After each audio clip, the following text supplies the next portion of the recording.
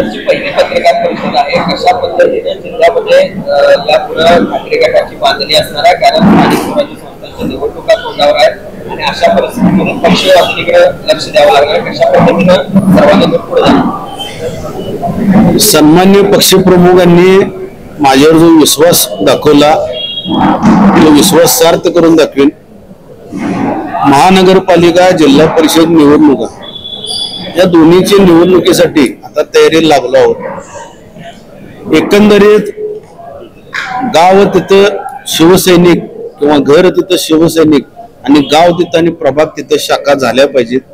यासाठी पक्षाचे सर्वच पदाधिकाऱ्यांना एकत्रित करून, भले कोण नाराज असतील ते आणि जे सध्या कार्यरत आहेत ते किंवा जे इच्छुक आहेत ते, या सर्वांना एकत्रित करून चांगल्या पद्धतीची संघटना बांधणी, पक्ष बांधणी होईल. येणाऱ्या आगामी निवडणुकांमध्ये चांगल्या पद्धतीने संख्याबळ व्हावं महापालिके झेडपी मध्ये, यासाठी देखील प्रयत्नशील राहील.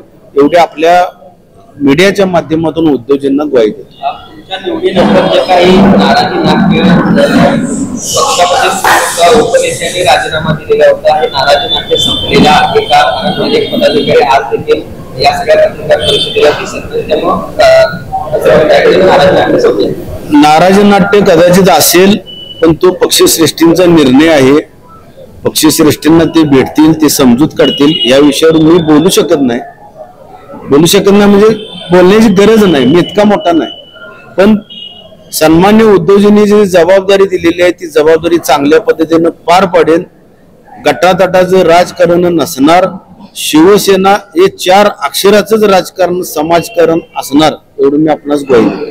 आज पत्रकार परिषदेमध्ये पालकमंत्र्यांच्यावर देखील एक गंभीर आरोप केला. त्यांच्यासोबत एका व्यक्तीबद्दल देखील आरोप केला. कोण हा व्यक्ती आहे, काय त्याच्याबद्दल काय तुमचं आव्हान असणार आहे पालकमंत्र्यांना, काय इशारा असणार? पालकमंत्र्यांच्या बरोबर आणि उपमुख्यमंत्र्यांच्या बरोबर जो आपणास मी फोटो दाखवला, त्यामध्ये एक व्यक्ती जो क्लब मालक आहे, जो जुगार अड्डा चालवतो, जो मटका व्यवसाय करतो, आणि ह्या 2 नंबर धंद्याच्या मिळकतीतून मग यांचं काय साठलोट आहे का मिळकतीत? आणि पालकमंत्री महोदयाने शोभतं का? माझा गाववाला आहे म्हणून त्यांना बॅकिंग देऊ नका. त्याचे उद्योगधंदे काय आहेत? तो समाज चांगला आहे का? त्याच्यामुळे समाजात चांगल्या पद्धतीची तरुण पिढी तयार होईल का? याकडे पालकमंत्र्यांचं दुर्लक्ष आहे.